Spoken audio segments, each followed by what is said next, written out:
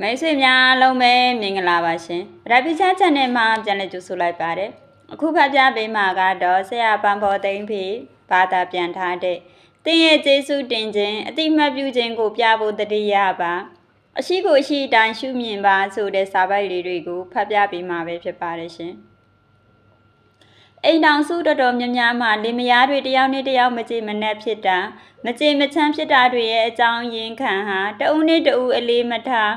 ဂယုမဆိုင်တာနဲ့ကျေးဇူးမတင်တာတွေကြောင့်ပါဒီအချက်ဟာအိမ်တောင်ရေးသားမကပဲမိဘမောင်နှမမှာပါဝင်ကြတဲ့မိသားစုတွင်မှာလည်းဝမ်းနည်းစရာကောင်းတာတစ်ခုကမိသားစုဝင်တွေဟာလည်းနေ့ကာလကြာရှည်စွာနီးနီးကပ်ကပ်နေခဲ့ရပေမဲ့တယောက်နဲ့တယောက်ကျေးဇူးတင်ကြောင်းအတိအမှတ်ပြုကြောင်းပြဖို့ကိုမေးနေကြတဲ့ကလေးတွေဟာမိဘတွေအဖိုးအဖွားတွေကိုအဲ့ဒါပြဖို့မေးနေကြသလိုမိဘတွေကလည်းသူတို့အဖေအမေရောက်ခမတွေကိုပြဖို့မေးနေကြတဲ့လင်းနဲ့မယားတွေဟာအဲ့ဒါကိုပြဖို့မလုပ်တတ်သူတွေကြတဲ့မှာအဆိုးဆုံးလို့ပြောရမှာဖြစ်တဲ့ကျွန်တော်မိတ်ဆွေတွေထဲကအသီးတွေထဲမှာသူတို့တွေရဲ့ကလေးတွေကိုအချိန်ပေးပြီးဂယုဆိုင်ဆောင်ရှောက်ပေးကြတဲ့မိဘတွေရှိကြတဲ့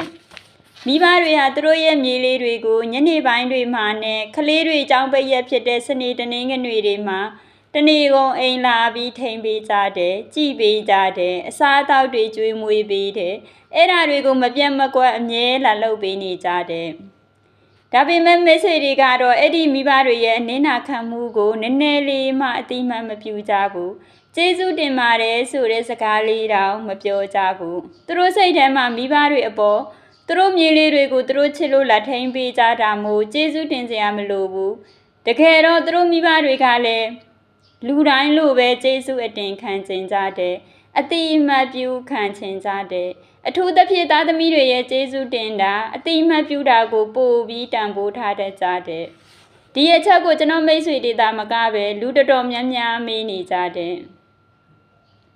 အမှန်ကကျေးဇူးတင်တယ်အတိမတ်ပြုတယ်ဆိုတာဟာအရေးကြီးပေမဲ့လုပ်ဖို့အလွန်လွယ်ကူတယ်ဒါပေမဲ့လူတွေဘာကြောင့်မလုပ်ကြတာလဲဆိုတော့နှုတ်ကပြောရမှရှက်လို့သို့မဟုတ်ပြောစရာမလိုဘူးထင်လို့စတဲ့အကြောင်းတွေကြောင့်ပါဘယ်လိုပဲဖြစ်ဖြစ်ကျေးဇူးအတင်မခံရခြင်းအတိအပြုအမှတ်ပြုမခံရခြင်းဟာလူတွေကိုစိတ်ထက်ကျသွားစေတဲ့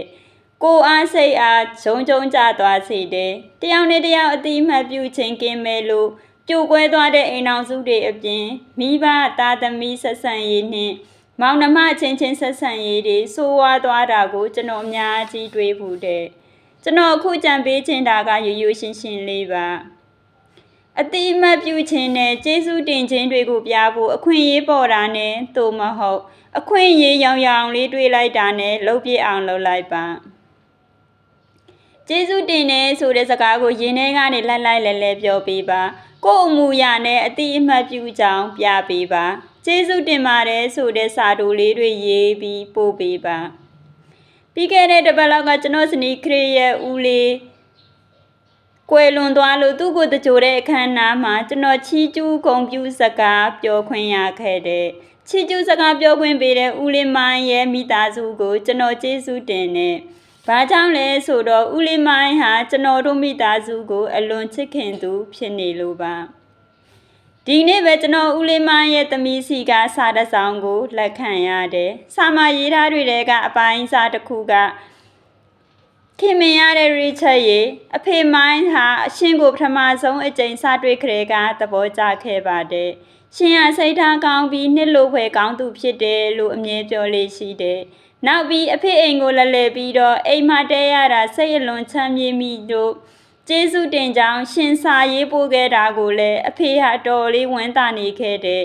ဒါဟာကျေးဇူးတင်ခြင်းအတိအမှတ်ပြုခြင်းရဲ့ဆန်းအားပါဦးလေးမိုင်းဟာကျွန်တော်ရဲ့ကျေးဇူးတင်တယ်ဆိုတဲ့ရိုးရှင်းတဲ့အရာလေးကိုသူ့ဘဝတစ်လျှောက်လုံးအမှတ်ရနေခဲ့တဲ့အဲ့ဒါဘာကြောင့်ပါလဲကျေးဇူးတင်ခြင်းဆိုတာအခုခေတ်ယဉ်ကျေးမှုတလေးမှာအတော်ရှားပါနေပြီဖြစ်လို့ပါ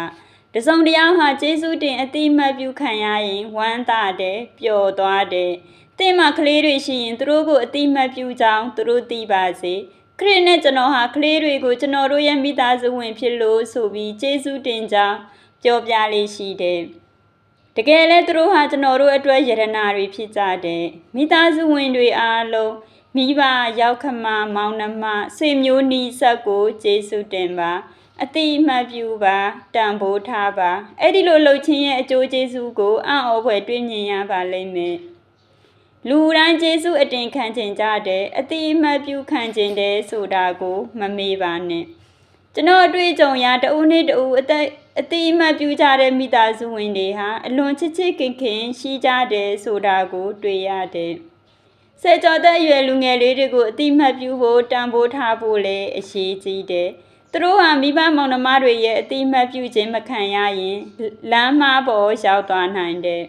ထို့နည်းတူလင်မယားချင်းချင်းအတိအမှတ်မပြုကြရင်အိမ်တောင်ပြိုကွဲသွားနိုင်တယ်မောင်နှမတွေကြားမှာလည်းအတိအမှတ်ပြုခြင်းကင်းမဲ့ရင်တအိမ်တည်းတူနေကြပေမဲ့လည်းချစ်ခင်ခြင်းနာမှုမရှိပဲအနေစိမ့်နေကြတယ်ကျွန်တော်မှအမတစ်ယောက်နဲ့ညီမတစ်ယောက်ရှိတယ်သူတို့နှစ်ယောက်စလုံးဟာကျွန်တော်ကိုအလွန်ချစ်ကြတယ်အပြန်အလှန်အားဖြင့်ကျွန်တော်ကလည်းသူတို့ကိုချစ်ကြောင်းကျေးဇူးတင်ကြောင်းပြောပေးတတ်တယ်ဒါကြောင့်လည်းယခုချိန်ထိကျွန်တော်တို့ဟာအိမ်တော်တွေအသီးသီးကြားပြီးအနေဝင်းနေကြပေမဲ့လည်းစာရေးပြီးအဆက်အသွယ်ကြတုံးပါဖုံးဆက်ပြီးစကားပြောကြတယ်တနေရာစီခွဲခွာနေကြပေမဲ့ကျွန်တော်တို့ရဲ့နှလုံးသားချင်းကနီနီကက်ကက်ရှိနေကြဆဲပါအဲ့ဒါဘာကြောင့်လဲအကြောင်းရင်းကကျေးဇူးတင်ခြင်းအတိအမှတ်ပြုခြင်းကြောင့်ပါအရှိကိုအရှိတိုင်းရှုမြင်ပါလူတွေဟာပင်ကိုအားဖြင့်တီထွင်တတ်ကြတယ်အစွမ်းအစရှိကြတယ်ဒါကြောင့်လည်းလူများစုဟာတကယ်ပြဿနာကြီးတွေနဲ့ကြုံတွေ့ရတဲ့အခါမှာကြက်ကြမ်းခံရင်ဆိုင်နိုင်ပြီးအောင်မြင်ကျော်လွှားနိုင်ခဲ့ကြတယ်တကယ်ပြဿနာကြီးတွေဆိုတာတဘာဝဘေးအန္တရာယ်လင်းမယားကွာရှင်ခြင်းငွေကြေးအတက်တဲ့နဲ့ရင်ဆိုင်ရခြင်းလုပ်ငန်းပိတ်သိမ်းလိုက်ရခြင်းယောဂဝေဒနာခံစားရခြင်းမိမိချစ်ရသူသို့မဟုတ်မိသားစုဝင်ကွယ်လွန်သွားခြင်းကလေးတွေနေမကောင်းဖြစ်ခြင်းကပ်ယောဂနဲ့ကြုံတွေ့ရခြင်းစတာတွေပါဒါပေမဲ့ထူးဆန်းတာကတကယ်ပြဿနာကြီးတွေကိုအောင်မြင်စွာကျော်လွှားနိုင်ခဲ့ကြတဲ့လူတွေကျွန်တော်ပါဝင်ဟာနေ့စဉ်ကြုံတွေ့နေကြတဲ့ကိစ္စလေးတွေကြောင့်စိတ်ညစ်နေကြတယ်စိတ်ပြတ်နေကြတယ်အရှုံးပေးနေကြတယ်ဥပမာမပေးဆောင်ရသေးတဲ့ဖေတွေမနက်တိုင်းငိုယူကြည်ကြနေတဲ့ကလေးငယ်ရှုံးပွားနေတဲ့အိမ်ဒုက္ခပေးတတ်တဲ့အိမ်နီးချင်းညအချိန်မတော်ဟောင်းတဲ့ခွေဘေးခန်းကစူညံနေတဲ့လူငယ်တွေရဲ့ပါတီပွဲဇနီးနဲ့စကားများရန်ဖြစ်ခြင်းရင်ကြောပိတ်ဆို့ခြင်းတယ်လီဖုန်းဆက်ဖို့ပြောထားတာပြန်ဆက်မလာလို့စိတ်မောစွာစောင့်ဆိုင်နေရခြင်းခြံဝင်းတွေကရှင်နေတဲ့မျက်ပင်တွေနဲ့ရုံးကအလုံးစတာမျိုးတွေပါဒါတွေဟာပြဿနာကြီးတွေမဟုတ်သလိုတေးရေးရှင်ရေးကိစ္စလည်းမဟုတ်ဘူးတကယ်တော့အသေးအဖွဲလေးတွေပဲဖြစ်ကြတယ်အဲ့ဒီလိုပြဿနာကြီးတွေမဟုတ်ဘူးအသေးအဖွဲလေးတွေပါလို့ခွဲခြားပြီးတတိပြုမိခြင်းကိုအရှိကိုအရှိတိုင်းရှုမြင်တတ်ခြင်းလို့ခေါ်တဲ့အရှိကိုအရှိတိုင်းရှုမြင်လို့တချို့ကိစ္စတွေဟာပြဿနာကြီးတွေမဟုတ်ပဲအသေးအဖွဲလေးတွေလို့သိရင်အဲ့ဓာတွေကိုဘယ်လိုတုံ့ပြန်မလဲဆိုတာစဉ်းစားကြရပါမယ်တုံ့ပြန်မှုတိုင်းမှာရွေးချယ်စရာတွေရှိတယ်။အရင်ကအလောက်ကအိမ်ကိုကားမောင်းပြန်လာရင်15မိနစ်ပဲကြာတယ်။အခုရင်ကြောပိတ်နေလို့45မိနစ်ကြာတယ်။အဲ့ဒီလိုကြာလို့ဆိုပြီးစိတ်တို့ဒေါသထွက်နေမလား။ဒါမှမဟုတ်ငါတယောက်တည်းမှမဟုတ်ပဲတခြားကားမောင်းသမားတွေလည်းကြုံရတာပဲဆိုပြီးဖြေသိမ်းလိုက်မလား။အိမ်မှာကလေးတွေဟာဘာမဟုတ်တာလေးနဲ့စကားများရန်ဖြစ်နေကြလို့စိတ်မချမ်းမသာဖြစ်ပြီးအိမ်မှာအနာရတဲ့တနေ့တာကိုဖျက်ဆီးပစ်လိုက်မလားဒါမှမဟုတ်ကလေးရှိတဲ့မိသားစုတိုင်းမှာဒါမျိုးဖြစ်တတ်တာပဲလို့တွေးပြီးစိတ်ဖြေလိုက်မလားအိမ်မှာပစ္စည်းတွေရှုပ်ပွားနေလို့စိတ်ပြက်စိတ်ညစ်နေမလားဒါမှမဟုတ်ငါတို့မှနေစရာအိမ်လေးတစ်လုံးရှိနေတာကံကောင်းတယ်ဆိုပြီးမိမိကိုယ်နှစ်သိမ့်မလားပတ်စံမတန်းနိုင်တာကြောင့်သွားချင်နေတဲ့အပန်းဖြေခရီးတစ်ခုကိုမသွားရလို့စိတ်ပြက်ဝမ်းနေမလားဒါမှမဟုတ်မိမိမှာရှိတဲ့ဘတ်ဂျက်နဲ့တန်းနိုင်တဲ့ခရီးလေးကိုသွားလိုက်မလားအများကြီးရှိတဲ့ကျွန်တော်တို့ဟာတေးရေးရှင်ရေးမဟုတ်တဲ့အသေးအဖွဲကိစ္စလေးတွေကိုဘယ်လိုတုံ့ပြန်မလဲဆိုတာကျွန်တော်တို့အပေါ်မှာမူတည်တယ်ကျွန်တော်တို့ဟာနေရတဲ့ဘဝမှာအဆင်မပြေဘူးလို့ညှိတွားနေနိုင်တယ်သို့မဟုတ်အဆင်ပြေလာတဲ့အထိဘာမှမလုပ်ဘဲထိုင်ဆောင်နေနိုင်တယ်ဒါပေမဲ့အရှိကိုအရှိတိုင်းရှုမြင်တတ်တဲ့နည်းနဲ့စိတ်ကိုပေါ့ပါလာအောင်လုပ်လို့ရတယ်ဆိုတာကိုမမေ့ပါနဲ့ အဲ့ဒီလိုလှုပ်ချင်းကြောင့်အရာရာကိုအသေးအဖွဲကိစ္စလားတကယ်ပြဿနာကြီးလားဆိုတာကိုခွဲခြားသိမြင်လာပါမယ်ဒါမျိုးကိုများများလေးကျင့်ပေးရင်သင်ဟာတော့ကကင်ဝေးပြီးပျော်ရွှင်တဲ့ဘဝကိုပိုင်ဆိုင်နိုင်မှာဖြစ်တယ်ဟုတ်ကဲ့ပါရှင်ဒီစာပိုက်လေးတွေနားထောင်ပြီးတော့မိတ်ဆွေတို့တဲ့တစ်စုံတစ်ခုခံစားရမယ်ဆိုရင်ခွန်မှာရေးခဲ့စေချင်ပါတယ်ကျမကိုအားပေးသောခြားချစ်ပရိသတ်များနဲ့အတူတတ္တဝါတွေအားလုံးကောင်းကျိုးလူရဆန္ဒတွေပြေဝကြပါစေလို့ဆုတောင်းမေတ္တာပို့သရင်ဆုံးထိနာထောင်ပေးတဲ့အတွက်ကျေးဇူးများတင်ပါတယ်ရှင်